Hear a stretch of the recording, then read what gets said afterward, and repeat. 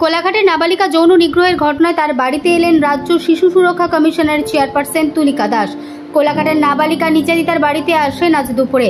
নাবালিকার সাথে বেশ কিছুক্ষণ কথা বলেন। আইনি সাহায্য সহ সরকারি সমস্ত সুযোগ সুবিধা যেন ওই নাবালিকা পায় সেই বিষয়ে আশ্বাস দিয়েছেন। এই দিন চেয়ারপারসন তুলিকা দাস জানান, আমরা দেখে যতটা বুঝতে পারছি নাবালিকা বিশ্রামের প্রয়োজন রয়েছে। আমরা কোলাঘাট থানায় যাব যাতে নিরাপত্তার সমস্ত কিছু সুযোগ সুবিধা পায় ওই নির্যাতিতার পরিবার। এই বিষয়ে আমরা গুরুত্ব দেব।